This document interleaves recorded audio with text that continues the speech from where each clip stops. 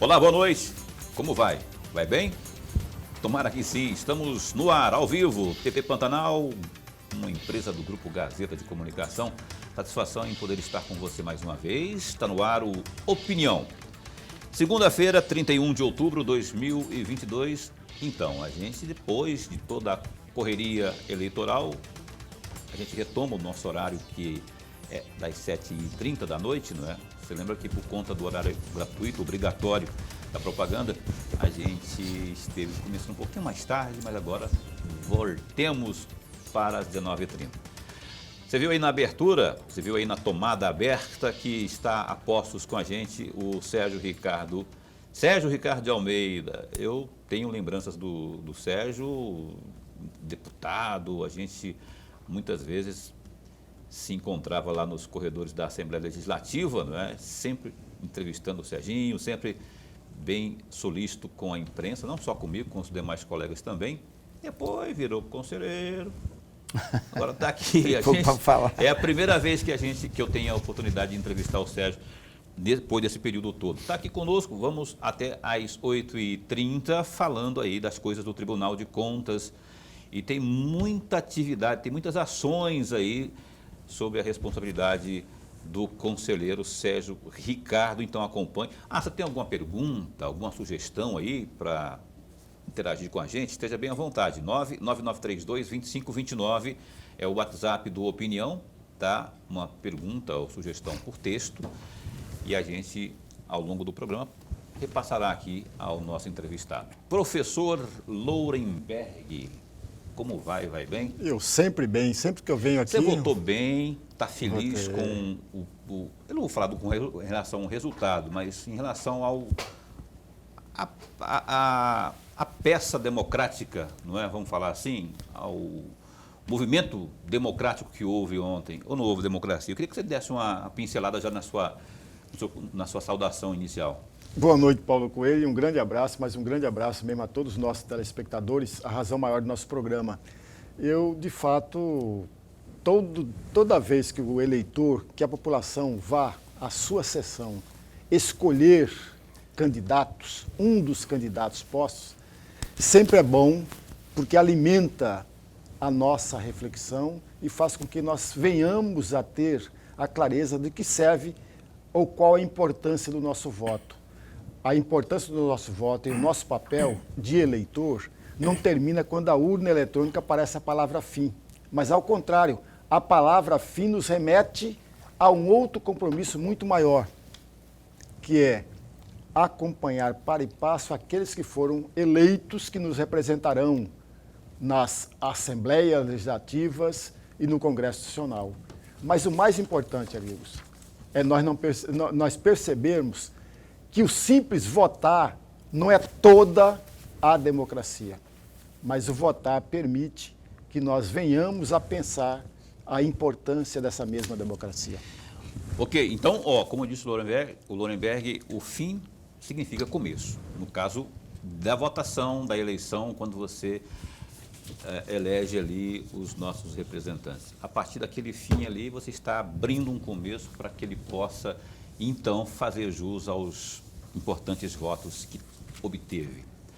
Sérgio Ricardo, muito bom tê-lo aqui. Obrigado de verdade por ter aceito de primeira ao nosso convite. Liguei, não titubeou, não teve mimimi, está aqui conosco. Muito obrigado, satisfação em recebê-lo pela vez primeira aqui no programa Opinião. Paulo, boa noite a você, boa noite ao professor Lourenberg. Para mim que é um prazer estar aqui. Eu sou, também a minha origem, né, é do jornalismo. É jornalista, colega meu. Sou jornalista, muitas vezes viajamos aqui, eu e você, pelo interior do Mato Grosso, em todos os processos políticos, né, e processo das reportagens, você pelo seu veículo de comunicação, eu pelos outros veículos de comunicação por onde passei. Então nos vimos muito, né, nos cruzamos muito. E então eu sempre que sou solicitado, eu sei o trabalho, a importância do trabalho da imprensa, dos programas de televisão. Eu sou apaixonado por programas de televisão. Eu quando passei pelas TVs aqui de Mato Grosso, passei por algumas, por quase todas, né? Eu sempre apresentei programas né, discutindo os temas. Assisto sempre vocês. Acho maravilhoso você, num determinado horário, se discutir as questões que são importantes para a sociedade. As pessoas estão ávidas disso. As pessoas precisam disso. Precisam ouvir as análises, precisam ouvir as pessoas, gostem ou não gostem das pessoas, né? Mas o trabalho que vocês fazem é maravilhoso, de trazer as pessoas aqui, perguntar, né? Serem respondidos, colocar a população também para perguntar, para tirar dúvidas. Eu acho que, entendo que esse é o papel da imprensa, e estar aqui respondendo e conversando é o papel do homem público, né? É essa troca. Ô Sérgio, então assim, para não perder o fio da meada, antes de entrarmos nas coisas propriamente do Tribunal de Contas, eu pedi uma pinceladinha aqui do Lorenberg, quero também a sua sobre as suas impressões, que já foi político, eleito propriamente, não é? Continua sendo um homem público, mas assim, uma opinião sua, enquanto cidadão principalmente, sobre o que você viu no dia de ontem, o desfecho que culminou as eleições de 2022 para presidente da República. Eu concordo plenamente com o que o professor Lorenberg disse aqui. A festa da democracia, a festa do cidadão, de poder, e tantos países não podem fazer isso, né, professor Lorenberg? Tantos países não podem escolher o seu governante, tantos países vivem na ditadura, vivem um político só se perpetuando no poder, né? E eu entendo assim, como o processo que terminou ontem, que começa em janeiro, aliás, ele nem terminou ainda o processo, que se pensa que terminou. Terminou o processo eleitoral, mas hoje estamos todos aqui, né, aguardando a imprensa toda, o cidadão, né? Eu digo eu como cidadão. Eu estou aguardando, como é que vai ser?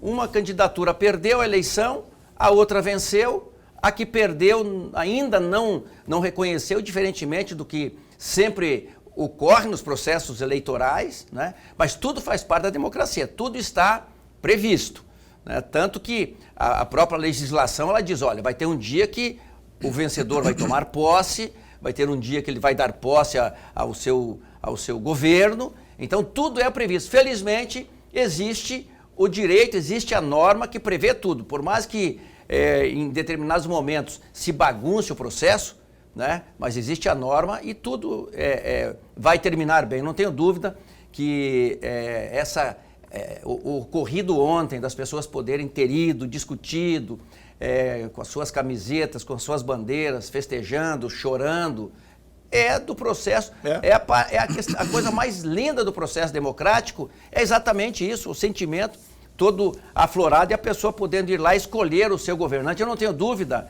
que o Brasil vai ser um Brasil que vai crescer muito. O Brasil dentre os países do mundo, assim como o Mato Grosso entre os estados brasileiros, um estado que toca sozinho sua vida, né? Pouco vai mudar com um vencedor ou com outro vencedor, um estado como o Mato Grosso que toca a sua própria vida, é um estado rico, um estado de gente trabalhadora. Não vejo assim muitas mudanças, né? Para quem trabalha. O que a gente tem que fazer é todo dia acordar cedo e trabalhar e dormir tarde trabalhando. É isso que cada um tem que fazer. Não adianta a vida de cada um de nós. Como que vai mudar com o presidente A ou com o presidente B? Né? Fomos lá, fizemos o nosso papel, votamos e a tocar a vida, acordar cedo e dormir tarde. O presidente Bolsonaro ainda não se manifestou, como disse aqui o Sérgio Ricardo, muita gente aguardando, né? Ou ele diz uma coisa ou diz outra. O silêncio é perturbador porque ninguém sabe o que ele vai dizer aos brasileiros nos próximos, sei lá, nas próximas horas ou próximos dias, não sei.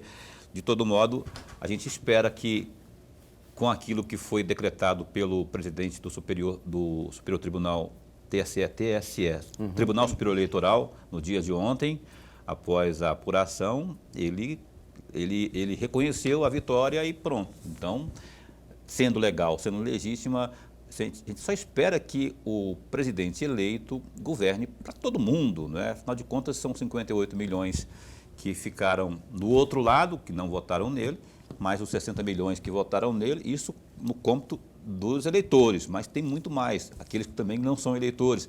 Então, que governe para todo mundo, porque acabou-se o período eleitoral, então agora Vamos trabalhar porque a gente precisa que o país trabalhe, produza, para que possamos ter dias melhores. Lorenberg, então vamos abrir aqui a entrevista propriamente com o conselheiro, né? Porque agora a gente falou de política aqui. Esteja bem à vontade para abrir aqui. Conselheiro, antes de mais nada, registrar a nossa alegria. Mas a nossa alegria mesmo de tê-lo aqui no nosso programa, nós ganhamos muito e o amigo telespectador já está ganhando com a presença do senhor. Obrigado. E eu particularmente, porque vou aprender aqui, eu tenho 3 ou 4 temas, conselheiros, que eu gostaria muito de ouvi-lo a respeito. Perfeitamente. E o primeiro tema é exatamente um trecho no site ou documento do dia 4 de outubro. Perfeito. 4 de outubro. Entre aspas, o conselheiro Sérgio Ricardo concluiu na sessão ordinária e julgamento das 22 contas anuais do governo referentes ao exercício de 2021. Sob sua relatoria, com boa gestão fiscal, todos os balanços receberam parecer prévio favorável à aprovação.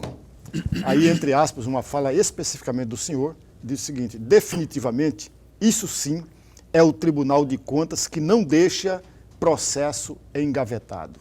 Fecham aspas. Gostaria muito, mas muito mesmo, conselheiro, de um comentário a respeito desse trecho da matéria do documento. Perfeitamente, professor.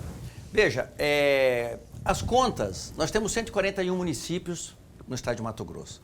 E todo ano há um sorteio e para cada conselheiro vai um grupo de prefeituras, né? Que a partir daí o conselheiro, com a sua assessoria, com a sua secretaria, com a sua CSEX, com seus técnicos, com seus auditores, né? A gente começa a trabalhar para ver como que está a gestão de cada município, né?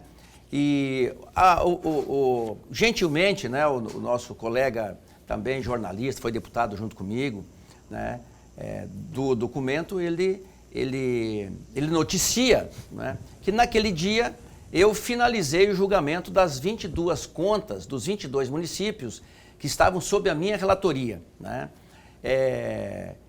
E aí eu disse que o tribunal ele é rápido, ele é ágil, né. E também me referi ali no comentário que você leu, eu me referi ao fato de que, num passado muito recente, quando os conselheiros estiveram afastados do Tribunal de Contas, né, aqueles que assumiram atrasaram a votação das contas em desrespeito a municípios do estado de Mato Grosso, porque não eram conselheiros, eram substitutos, né, e que não souberam fazer o seu papel, não souberam, em respeito à sociedade mato-grossense, fazer com que as votações fossem céleres. E isso acabou acumulando muitos processos, 6.000 processos acumulados, engavetados. E com a volta dos conselheiros, dos verdadeiros conselheiros, esse processo de desengavetamento e de julgamento célere, ele aconteceu. Então, além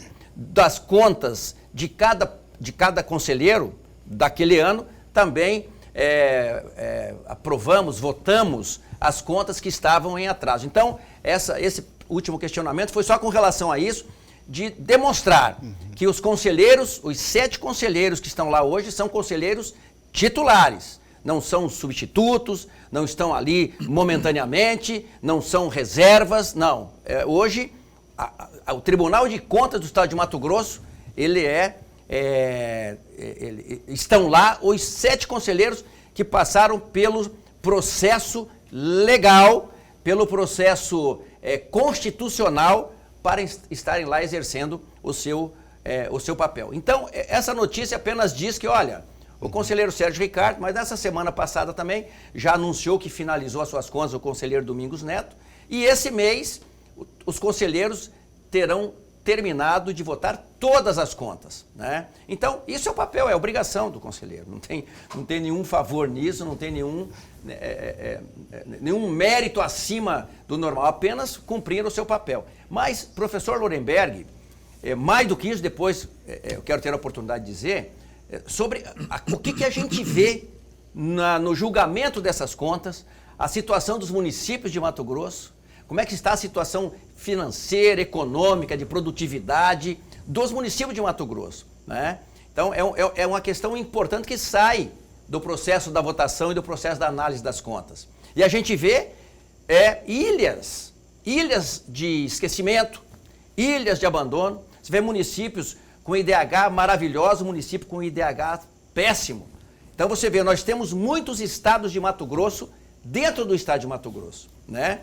E isso, ao longo do tempo, os processos políticos, eles foram permitindo que isso acontecesse, e hoje nós temos ilhas, nós temos situações muito difíceis. Essas ilhas são resultado, na sua avaliação, de uma desigualdade regional que não se corrige há muito tempo aqui no estado, em que pese a pujança que tem em Mato Grosso, do ponto de vista da agricultura, da pecuária, mas ainda, que nem você disse aí, conselheiro, tem municípios que têm um IDH, por exemplo, bem elevado, outros nem tanto, não é?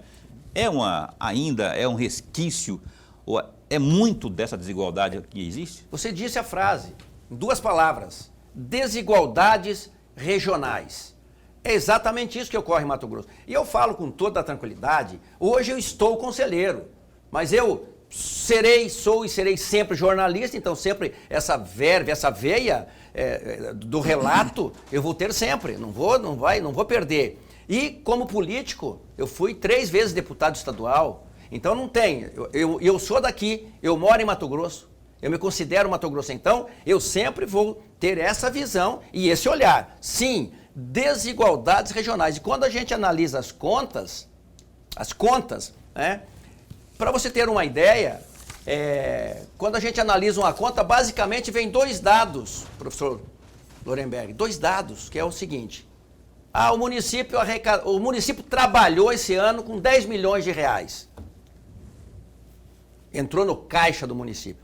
Quando você olha quanto que ele produziu, a grande maioria dos municípios produziu, desses 10 milhões, 2 milhões. A grande totalidade, ela vem de repasses. Então, os municípios não têm condições de viver daquilo que produzem, certo? Então, nós temos em Mato Grosso, nós temos cidades como a capital do agronegócio, a capital da suinocultura, nós temos em Mato Grosso, mas temos também as regiões paupérrimas. Alto Paraguai, por exemplo. Alto Paraguai tem um IDH baixíssimo, o município não tem para onde ir, não tem uma atividade industrial, uma atividade de agricultura ou de turismo. Então nós temos isso dentro do estado de Mato Grosso. Nós temos 141 municípios, e quando você olha o IDH, eles são muito diferentes. E hoje, por exemplo, e não estou falando do momento agora, de governos, de governo atual, né, eu estou dizendo o seguinte: hoje nós temos 6% da população de Mato Grosso é analfabeta. Assim, como? Sim, 6% da população de Mato Grosso é analfabeta. Estado rico como esse, ter ainda. E aí você vê, e não estou aqui discutindo, porque eu sempre falo o seguinte: o Tribunal de Contas, ele não faz políticas públicas, ele não implementa políticas públicas, mas ele pode sugerir, ele pode dizer: opa, aqui tá complicado, aqui, tá esquisito aqui, olha, dá uma olhada nisso. Porque não adianta o município dizer: olha, eu gastei aquilo que a lei manda eu gastar com educação. Primeiro que quando você fala gastou, já está errado. Eu não investir, entendo. né? Investir. E aí não adianta só eu coloquei lá o percentual da educação, mas e aí, vamos lá na ponta ver como é que está? Tem algum aluno fora da escola? E esse é um trabalho que o Tribunal de Contas tem feito e vai fazer com muito mais ênfase na questão da educação, na questão da saúde, na questão ambiental. Tanto que a gestão do conselheiro José Carlos Novelli, um brilhante presidente, um brilhante conselheiro, um homem de vanguarda, né? A 3ª vez que é presidente do Tribunal de Contas, né? E a gestão dele sempre é uma gestão dinâmica. Agora está implantando os comitês, Comitê da Saúde, Comitê do Meio Ambiente, Comitê da Educação, né? Então, existe um programa dentro do Tribunal de Contas de ajudar a caçar as crianças fora da sala de aula e a ficar em cima dessa questão do por que tem gente analfabeta no estado de Mato Grosso. Porque, professor Lorenberg, o senhor é professor, o senhor é um pensador, o senhor é um homem de muita visão na área da educação. O analfabeto, ele não tem chance, né? O analfabeto não tá na disputa, não está no jogo. O analfabeto não está no jogo, ele não está em jogo nenhum. Ele está no jogo da fome, vai estar sempre ali participando do processo da fome, do desemprego. Então o Tribunal de Contas, ele tem esse papel e ele desempenha esse papel. O Tribunal de Contas, cada vez mais, é menos apenas um julgador de contas. Aprova aqui, reprova ali. Não, eu entendo o seguinte, eu como conselheiro fico muito feliz. As contas que eu julguei esse ano foram todas aprovadas. Eu fico muito feliz, eu durmo melhor. Antigamente o Tribunal de Contas, ele se impunha apenas na punição. Não, quero punir. Não, nós queremos orientar, nós queremos ajudar o prefeito a não ter as suas contas reprovadas. Tanto que nós, esse ano, fizemos encontros, diversos encontros. O ano que vem vamos fazer encontros nos municípios. Nós criamos o Tribunal em Movimento. É o Tribunal itinerante. Nós vamos até... Porque é importante para um conselheiro ir lá e ver como é que está a situação lá em Alto Paraguai, que eu citei, aqui em Campo Verde, nos municípios pujantes, mas nos municípios também em dificuldade financeira, para ver como que ele está, ver de perto, né? Então o tribunal cada vez mais está com esse trabalho, com essa visão de compartilhar e de ter compartilhado a situação do gestor com o TCE, com o Tribunal de Contas do Estado de Mato Grosso. Ok, olha só, a opinião dá um tempo para o primeiro break comercial desta noite, mas é coisa bem rápida, a gente vai e volta já, tem mais Sérgio Ricardo aqui no nosso Opinião, um instante só. Bem, cá estamos de volta, você está assistindo ao programa Opinião ao vivo na sua TV Pantanal. Olha só, vamos aos destaques do Gazeta Digital, www.gazetadigital.com.br, você se informa muito bem, especialmente nesse pós-eleições aí. Olha só, o Departamento Estadual de Trânsito, DETRAN, Mato Grosso, informa que a emissão de permissão internacional para dirigir, a chamada PID, estará suspensa temporariamente entre os dias 1º e 11 de novembro, em razão da falta do papel moeda, com as alterações do novo modelo da PID, que é fornecido pela Secretaria Nacional de Trânsito, Senatran. Com isso, o DETRAN Mato Grosso ficará impossibilitado de fazer a impressão do documento, sendo a reposição do material prevista para a partir do dia 10 de novembro. Mais informações, 65-3615-4800, Disque DETRAN.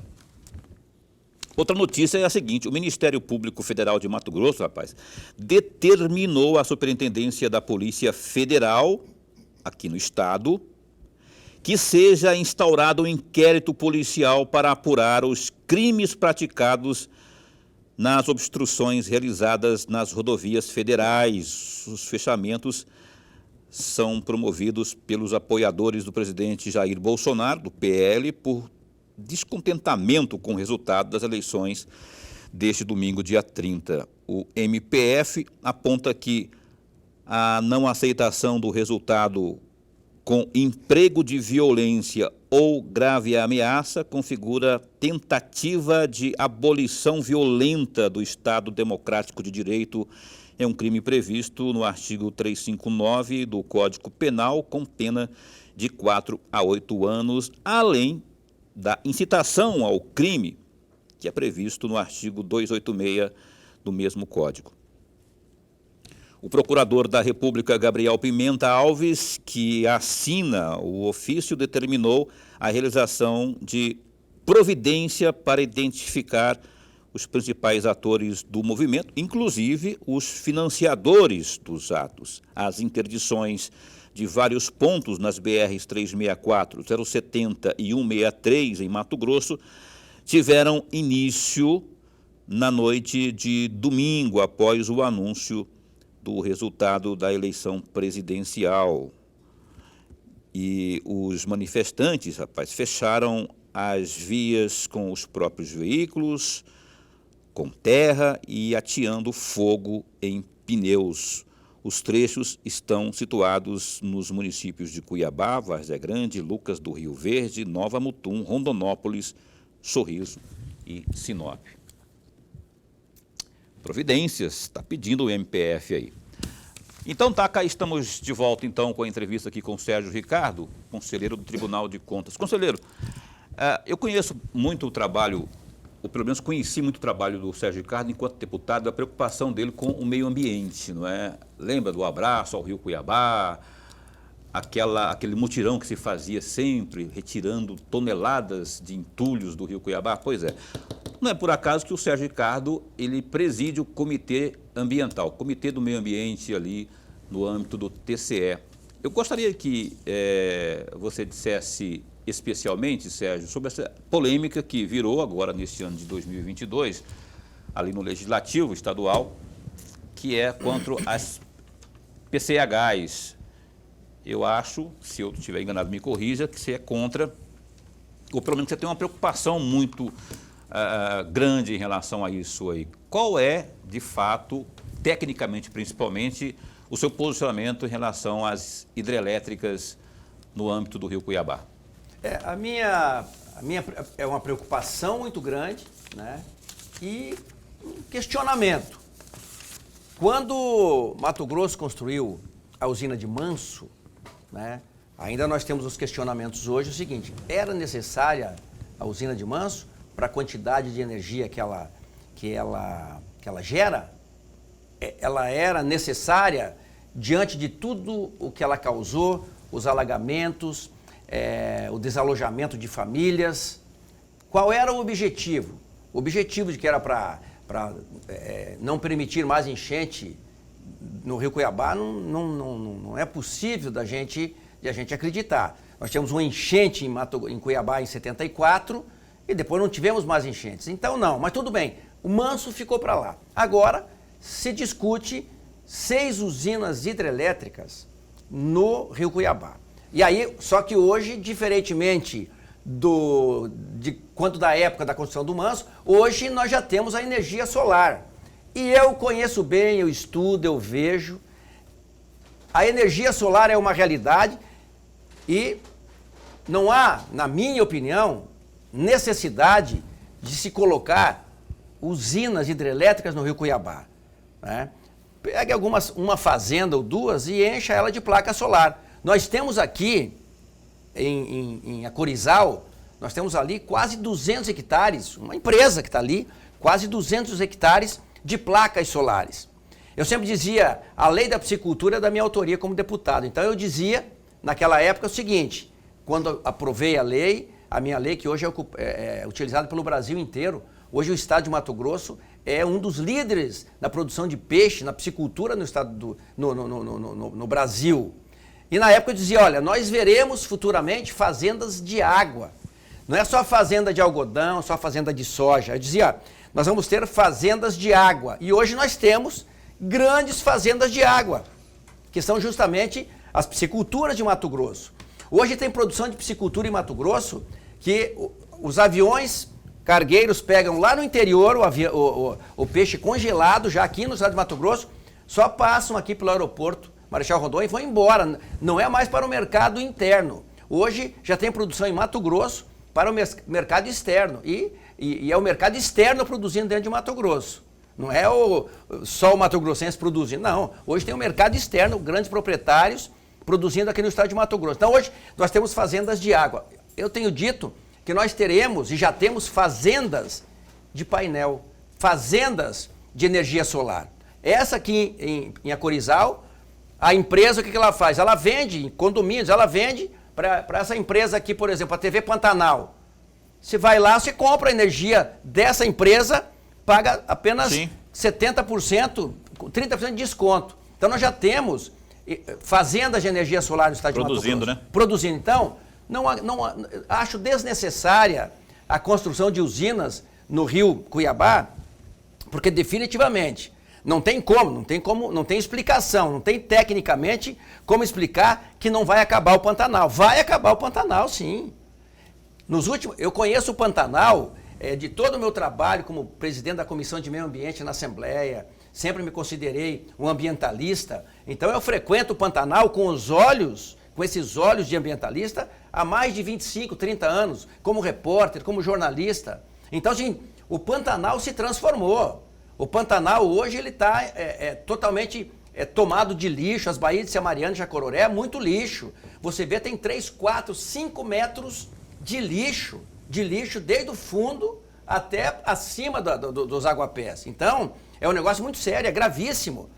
E aí o que acontece? Quando você coloca usinas, né, você consegue produzir muito bem a energia que você produziria nas 5, 6 usinas hidrelétricas no Rio Cuiabá, você pode produzir facilmente em fazendas com a produção da energia solar. Isso eu não tenho a menor dúvida, né? Aí tem que se entender o porquê que ao invés de se investir na energia solar, né, você vai propor construção de 6 usinas no Rio Cuiabá. Questiono muito isso e entendo que, tenho dito isso, olha, quem está pensando em fazer isso, o governo, né, vai discutir, fazer audiência pública em cada município, né, do Vale do Rio Cuiabá, que também é lei da minha autoria. A criação da região metropolitana do Vale do Rio Cuiabá é uma lei de autoria do deputado Sérgio Ricardo. Hoje nós temos isso. A gente chega de avião aqui, vai pousar, estamos pousando no aeroporto Marechal Rondon, região metropolitana do Vale do Rio Cuiabá.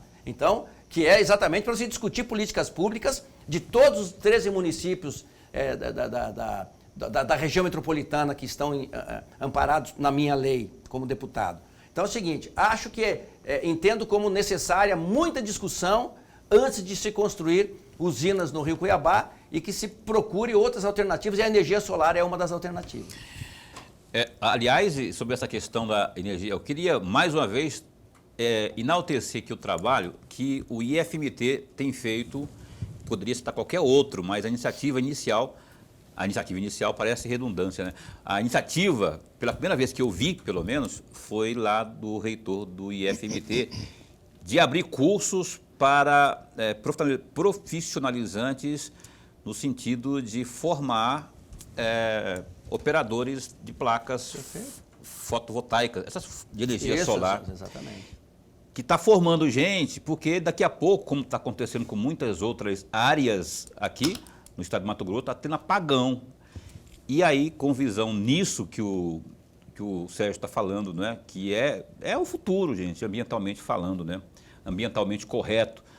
E o IFMT está oferecendo assim, vagas, está oferecendo cursos para que as pessoas possam se formar e daqui a pouco, quando houver a demanda, e a demanda está existindo, está crescente, esteve aqui o presidente do Sindicato Representante, até pouco tempo, esteve aqui falando que está crescendo, que Cuiabá, inclusive, já é a número 1 no país, não é? Nesse sentido aí de demandas. Então, vale a pena enaltecer esse tipo de trabalho, que seja copiado pela Fiente, pelo IEL, enfim, possamos não ter apagão, pelo menos, nesse setor. Professor Lorenberg, a última deste bloco. Tá tempo para uma grande ou pequena? Uma pequena, se tiver uma pequena, até porque o Sérgio Ricardo fala pouco, né? Então tem que ser uma... Não, você pode me dizer, ó, Sérgio, você tem 1 minuto para falar, eu falei ditado, já falei ditado. Apareceu o William Bonner, só tem 1 minuto. Tá, então, se é rápido, então, em Manaus, ô conselheiro, em setembro deste ano, o senhor propôs a criação do projeto Amazônia Sem Fronteira. E aí a minha pergunta, qual a importância desse projeto e que ele vai servir para a região toda amazônica ou só para um dos estados? Professor... Candidato, quer dizer, conselheiro, você tem 1 minuto e meio, 1 minuto e meio para a sua resposta, para descontrair. Tá, deixa eu te falar, muito bem. Professor, nós temos dos 141 municípios, 81 municípios são na Amazônia, os nossos, de Mato Grosso. Nós temos 81 municípios, né? Então, eu vejo assim, a Amazônia quando eu falo Amazônia sem fronteira, não é sem fronteira para desmatar, para queimar, para destruir, né? Eu vejo assim, que a Amazônia, não adianta, ela é o pulmão do mundo. Ela é importante para o mundo todo. Então eu digo, o Fundo da Amazônia, que tinha 2 ou 3 bilhões de reais, ele foi congelado recentemente, né? Nos últimos 2 anos. Ele foi congelado. Quer dizer, a coisa não andou, os programas de preservação da Amazônia não andou, e com dinheiro lá. Então eu digo assim, ela tem que ser sem fronteiras para quem quiser investir, para os fundos que querem investir aqui, colocar recursos justamente para ajudar os povos da floresta, para qualificar, para fazer com que eles sejam produtivos, para fazer com que eles tenham como viver. Não é sobreviver, eles estão sobrevivendo, né? Mas é acabar com os desmatamentos, com os desmatamentos ilegais, né? Hoje, o país, o Brasil, ele tem como, olha que interessante, ele tem como detectar imediatamente, através dos seus satélites, os pontos de queimada, os pontos de desmatamento, com fração de minutos, a partir do momento que eles estejam ocorrendo. Se tiver um foco de fumaça dentro da floresta amazônica, os satélites conseguem detectar. Mas a estrutura de governo não tem condição, não tem como mandar alguém lá para cuidar, para pagar, para fiscalizar. Nós temos os satélites que fiscalizam, mas não existe uma estrutura. Nesses últimos 2 anos, dos 4 mil funcionários do IBAMA, pelo menos 2 mil foram mandados embora. Perderam o emprego e o IBAMA não repôs. Então, assim, a estrutura vai sendo desmontada com o passar do tempo e embora o Brasil tenha tecnologias maravilhosas, use a tecnologia, tem a estrutura de tecnologia, o INPE aqui no estado de Mato Grosso, com sede em São José do Rio Preto, né? Ele tem o quadro momentâneo do que acontece no estado de Mato Grosso, mas não tem como fiscalizar, não tem como chegar lá. Então, nós temos as preocupações, nós temos 81 municípios dentro da floresta amazônica e o projeto que eu coloco da Amazônia Sem Fronteira é sem fronteira para cuidar, não para desmatar, não para destruir. Ok, olha só, mais um intervalo comercial, o Opinião, dá um tempo para o break e volta já já, tanto só. Bem, cá estamos de volta ao vivo, programa Opinião e o seu terceiro e último bloco. Antes de seguirmos aqui com a entrevista desta noite, com a sequência de entrevistas aqui, vamos a um recado. O recado agora é da Maxlog, veja só. Olha, o meu recado é para você que está buscando um local para armazenar e estocar as suas mercadorias. Eu apresento a você a Maxlog, uma empresa que está no mercado há 10 anos e possui uma infraestrutura completa e segurança 24 horas.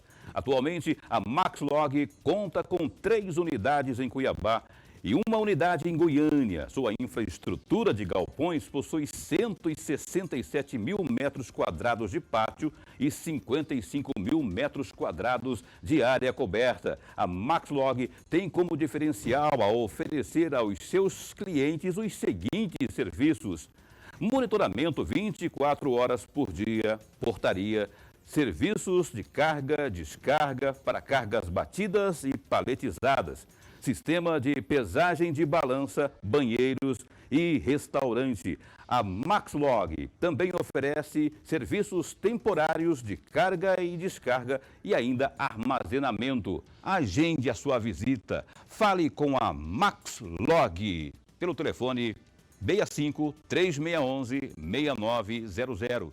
Maxlog. Pois bem, tá aí o recado da Maxlog, aqui nossa parceira. Abraço pro Kennedy aí, a turma toda lá do Distrito Industrial. O Kennedy é vice-presidente também lá do Distrito Industrial, não é? É a Margarete que é presidente lá, ela voltou, não é mais senadora, mas o Kennedy também é o diretor-presidente da Maxlog, Maxfinil, enfim. Abração aí, Kennedy. O Opinião está entrevistando nesta noite aqui o Sérgio Ricardo, conselheiro do Tribunal de Contas. É esse aí que está vendo mesmo. Ah, Paulo, esse aí não é o ex-deputado? É também. É aquele do gabinete itinerante, aquele ônibus amarelo? É também. É ele mesmo. É aquele também do Você abraço. me seguia, hein? Você me conhece meu Do trabalho. abraço ao Rio Cuiabá. É também. Está aqui o Sérgio Ricardo nos dando a entrevista aqui, agora na condição de conselheiro.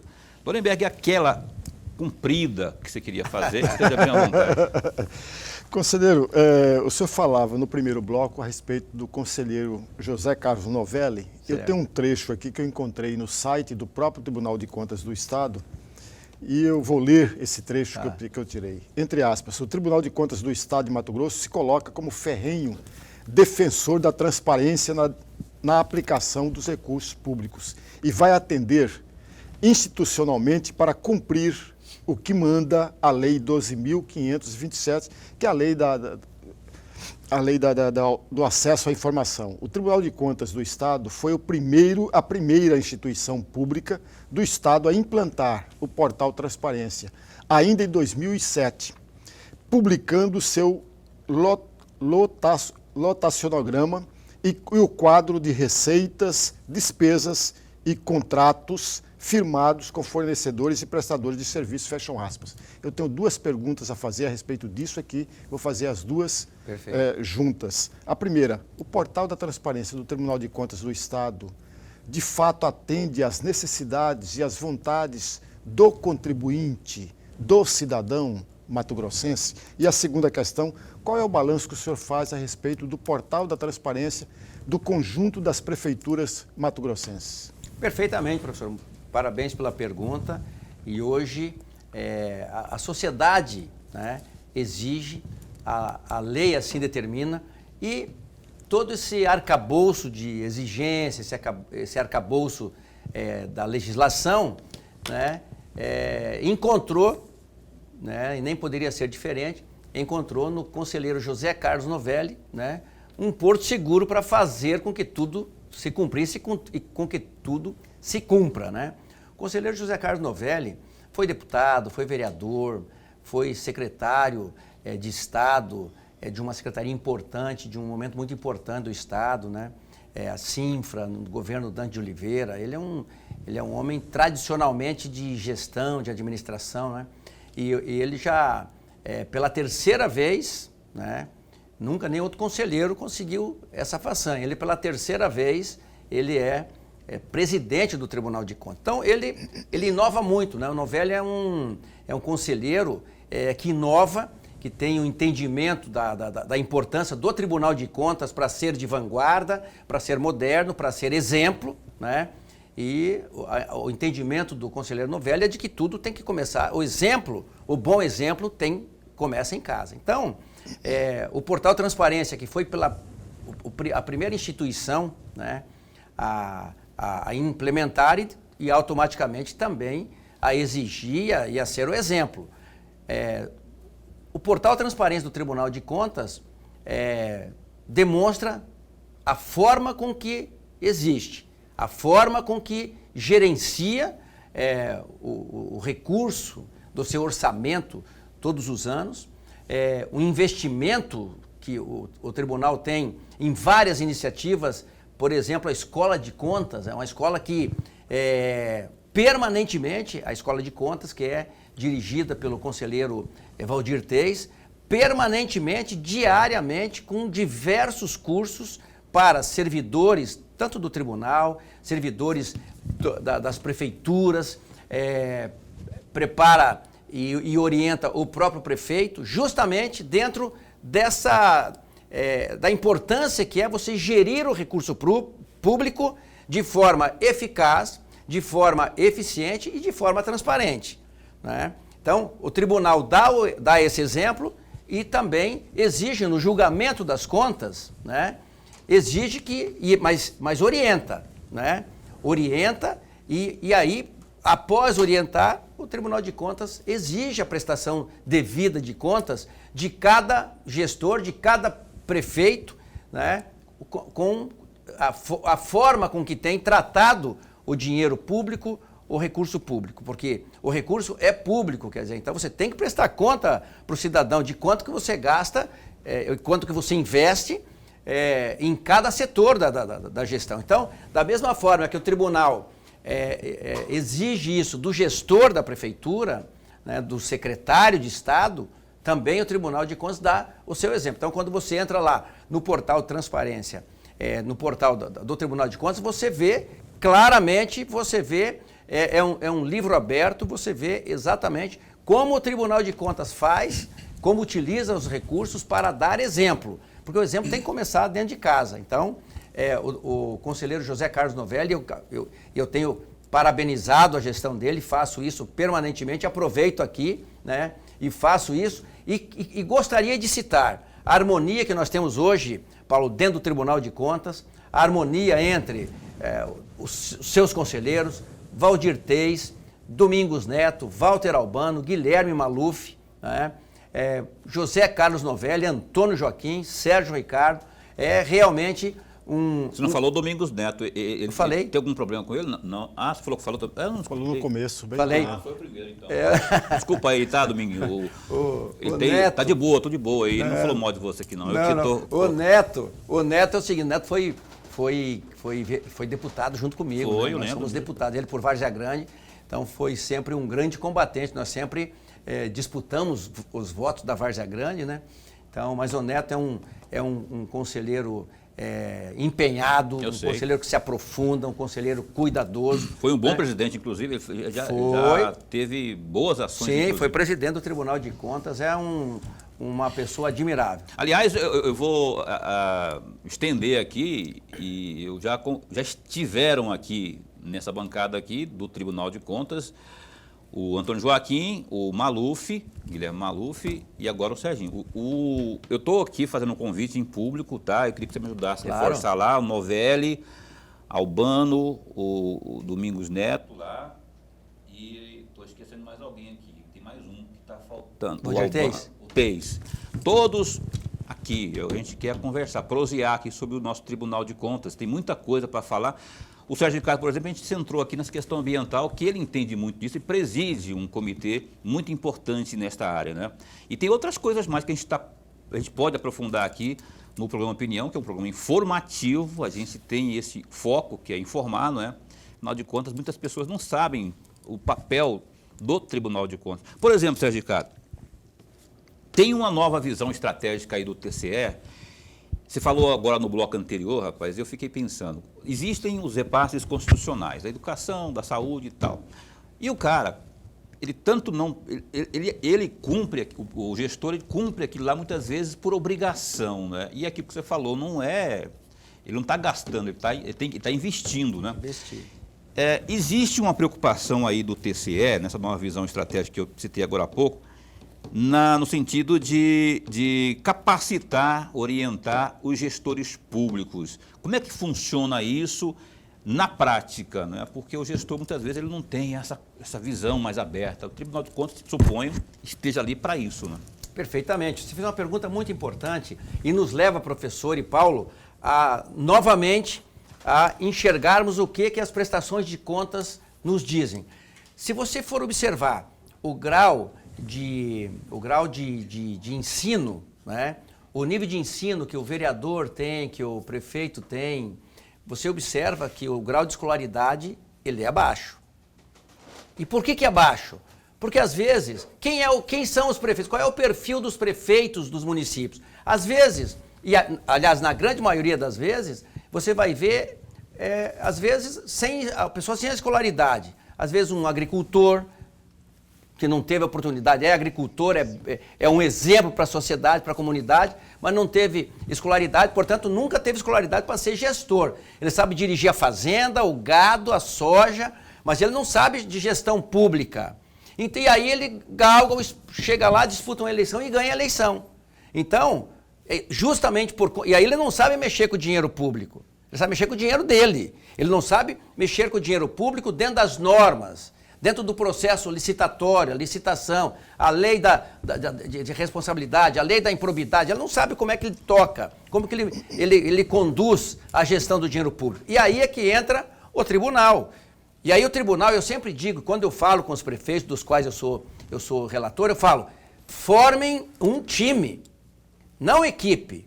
Eu não gosto muito de equipe, eu gosto do time, porque o time é diferente de equipe, então forme um time lá na sua prefeitura. E como se forma um time? Primeiro, fazendo o servidor gostar de você, gostar da prefeitura, gostar do servidor, do serviço público, gostar da cidade, gostar do que ele está fazendo, atender bem o cidadão.